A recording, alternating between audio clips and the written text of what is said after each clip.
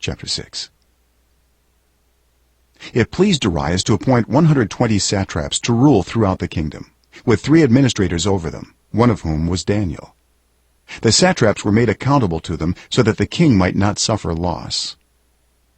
Now Daniel so distinguished himself among the administrators and the satraps by his exceptional qualities that the king planned to set him over the whole kingdom.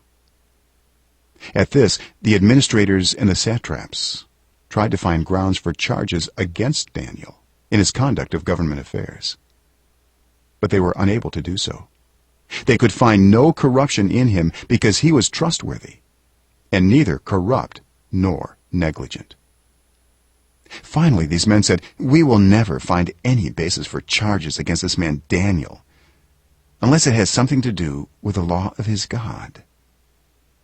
So these administrators and satraps went as a group to the king and said, "May King Darius live forever."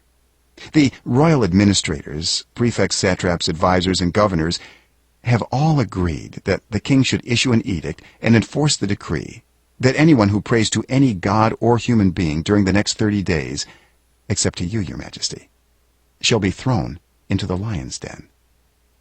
Now, your majesty, issue the decree and put it in writing so that it cannot be altered, in accordance with the law of the Medes and Persians, which cannot be repealed. So King Darius put the decree in writing. Now when Daniel learned that the decree had been published, he went home to his upstairs room where the windows opened toward Jerusalem. 3 times a day he got down on his knees and prayed, giving thanks to his God, just as he had done before. Then these men went as a group and found Daniel praying and asking God for help. So they went to the king and spoke to him about his royal decree. "Did you not publish a decree that during the next 30 days anyone who prays to any god or human being, except to you, your majesty, would be thrown into the lion's den?" The king answered, "The decree stands in accordance with the law of the Medes and Persians, which cannot be repealed." Then they said to the king, "Daniel, who is one of the exiles from Judah, pays no attention to you, your majesty, or to the decree you put in writing. He still prays 3 times a day." When the king heard this, he was greatly distressed. He was determined to rescue Daniel and made every effort until sundown to save him. Then the men went as a group to King Darius and said to him, "Remember, your majesty, that according to the law of the Medes and Persians, no decree or edict that the king issues can be changed." So the king gave the order, and they brought Daniel and threw him into the lion's den. The king said to Daniel, "May your God, whom you serve continually, rescue you." A stone was brought and placed over the mouth of the den, and the king sealed it with his own signet ring and with the rings of his nobles, so that Daniel's situation might not be changed. Then the king returned to his palace and spent the night without eating and without any entertainment being brought to him, and he could not sleep. At the first light of dawn, the king got up and hurried to the lion's den.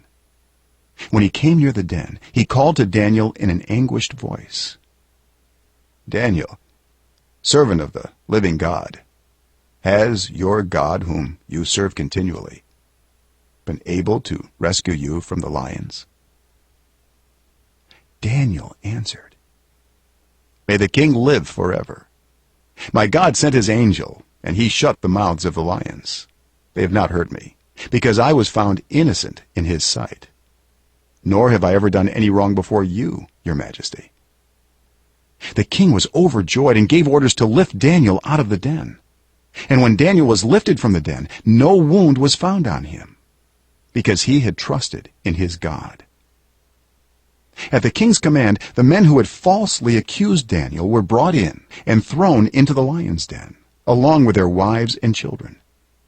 And before they reached the floor of the den, the lions overpowered them and crushed all their bones. Then King Darius wrote to all the nations and peoples of every language in all the earth, May you prosper greatly. I issue a decree that in every part of my kingdom, people must fear and reverence the God of Daniel. For he is the living God, and he endures forever.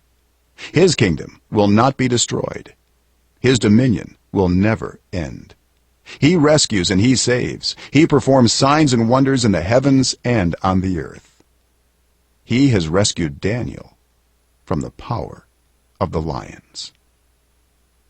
So Daniel prospered during the reign of Darius and the reign of Cyrus the Persian.